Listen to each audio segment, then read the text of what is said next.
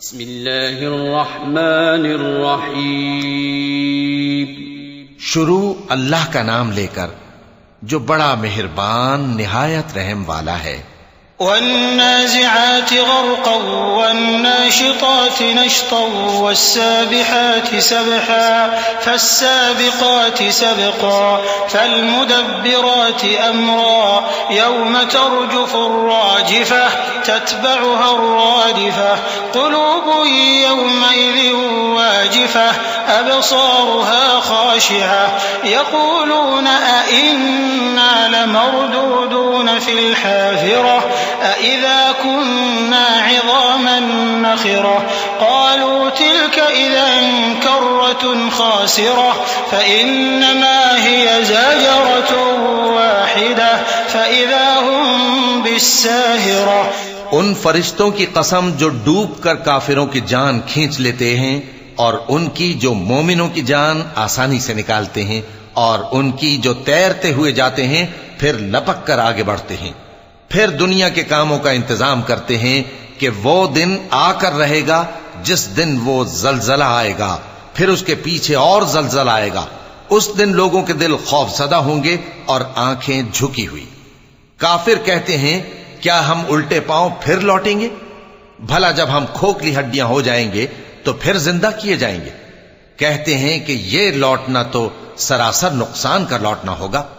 تو بس وہ ایک ڈانٹ ہوگی، اس وقت وہ سب میدان حشر میں آ جمع ہوں گے.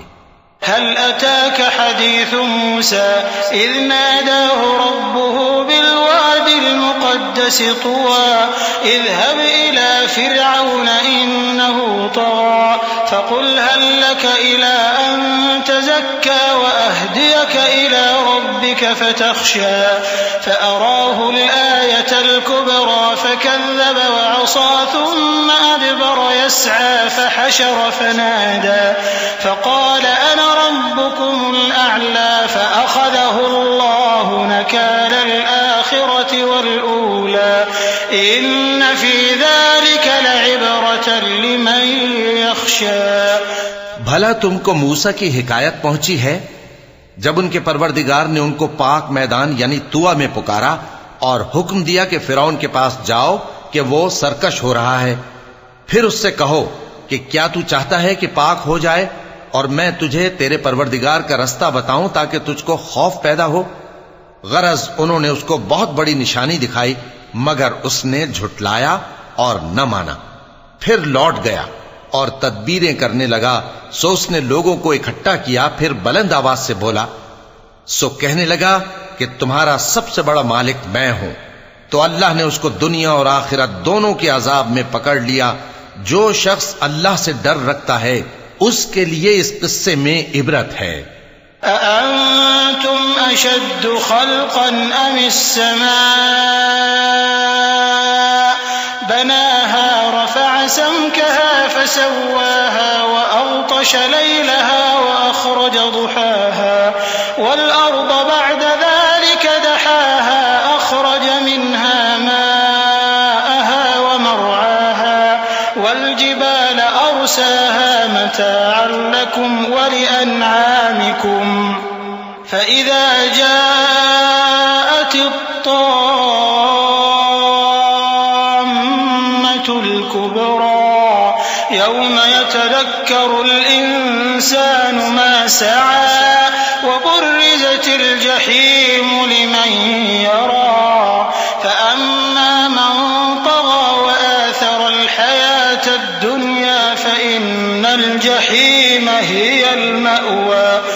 بھلا تمہارا بنانا مشکل ہے یا آسمان کا؟ اللہ نے اس کو بنایا، اس کی چھت کو اونچا کیا، پھر اسے برابر کر دیا، اور اسی نے رات تاریک بنائی اور دن کو دھوپ نکالی اور اس کے بعد زمین کو پھیلا دیا. اسی نے زمین میں سے اس کا پانی نکالا اور چارہ اگایا اور اس پر پہاڑوں کا بوجھ رکھ دیا. یہ سب کچھ تمہارے اور تمہارے مویشیوں کے فائدے کے لیے کیا. پھر جب وہ بہت بڑی آفت آئے گی اس دن انسان جو محنت وہ کرتا رہا یاد کرے گا اور دوزخ دیکھنے والے کے سامنے لا کر رکھ دی جائے گی. اب جس نے سرکشی کی اور دنیا کی زندگی کو مقدم رکھا تو اس کا ٹھکانہ دوزخ ہی ہے. وَأَمَّا مَنْ خَافَ مَقَامَ ربه ونهى النفس عن الهوى فإن الجنة هي المأوى يسألونك عن الساعة أيان مرساها فيم أنت من ذكراها إلى ربك منتهاها إنما أنت منذر من يخشاها كأنهم يوم يرونها لم يلبثوا إلا عشية أو ضحاها. اور جو اپنے پروردگار کے سامنے کھڑے ہونے سے ڈرتا اور نفس کو بیجا خواہشوں سے روکتا رہا تو اس کا ٹھکانہ بہشت ہی ہے.